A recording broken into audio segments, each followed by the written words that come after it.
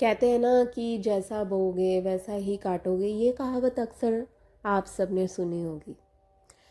तो आज इसी कहावत पर एक कहानी हो जाए। चलिए स्टार्ट करते हैं।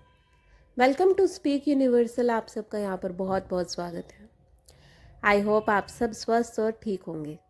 चलिए स्टार्ट करते हैं एक इंटरेस्टिंग कहानी। इसे प्लीज़ लास्ट तक ज़रूर सुनिएगा।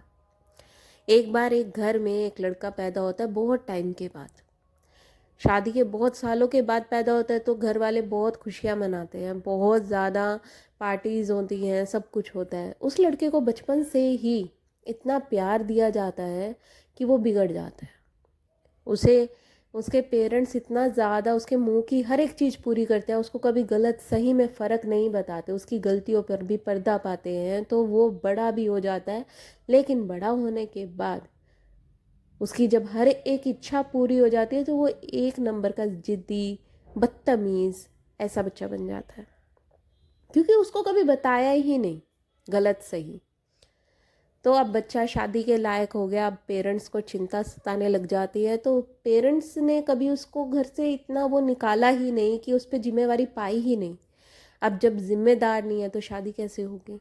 तो उसकी एक छोटी सी जॉब लगवा दी जाती है ताकि उसकी शादी हो जाए। जॉब भी लग जाती है, शादी भी हो जाती है, लड़की भी आ जाती है। अब लड़की आ गई। अब लड़की घर में आई तो लड़की को उसके नेचर का इतना नहीं पता था। कहते हैं ना, जब किसी के साथ रहते हैं हमें तभी उसका पता चलता है। वही बात है।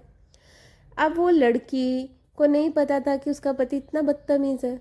अब वो बदतमीज़ियाँ करता है उस लड़की के साथ, बदसलूकी करता है, उसको मारता है, ज़िद दिखाता है।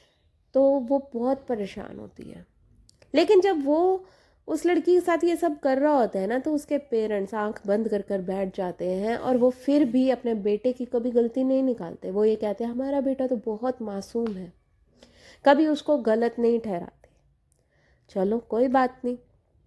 अब लड़की परेशान होकर घर छोड़कर चली जाती है। अब आगे क्या होता है। अब वो लड़के की जो बचपन से आदत है वो तो नहीं जाएगी। अब कोई उसे बदल भी नहीं सकता, वो इतना बदतमीज बना हुआ है तो उसे कोई सुधार भी नहीं सकता। तो एक दिन क्या होता है कि वो ही लड़का अपने पेरेंट्स के साथ वही सब कुछ करता है जो वो लड़की के साथ किया करता था।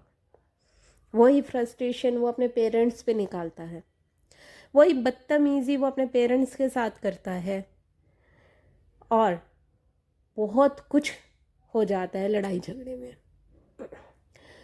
तब उसी के वही पेरेंट्स अपने माथे को पकड़कर बोलते हैं कि काश ये हुआ ही ना होता। काश जब इतने साल हो ही गए थे शादी को तो ये हुआ ही ना होता, इसकी जगह एक लड़की ही हो जाती।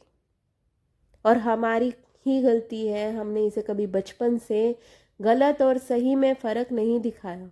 अगर दिखाया होता तो इसको पता होता कि माँ बाप के साथ कैसा बर्ताव किया जाता है। उस दिन उन्हें ये बात समझ में आई, लेकिन आज तक उन्हें कभी ये नहीं समझ में आया कि ये लड़के ने उस लड़की के साथ भी क्या किया।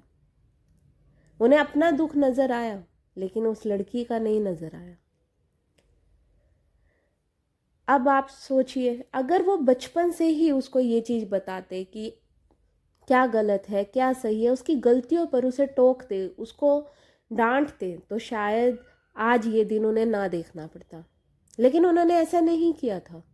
उन्होंने जैसी फसल, जैसा बीज बोया था, जैसी फसल उन्होंने तैयार की थी, अब उन्हें काटनी तो पड़ेगी ना। तो ये चीज़ मैं आपको बताना चाहती हूँ कि जो जैसा बीज बोता है उस वैसी ही फसल उसको मिलती है। जैसा बोओगे वैसा काटोगे। उन्हें तब तक ये बात समझ नहीं आई थी जब तक उनके साथ कुछ ऐसा हुआ नहीं था।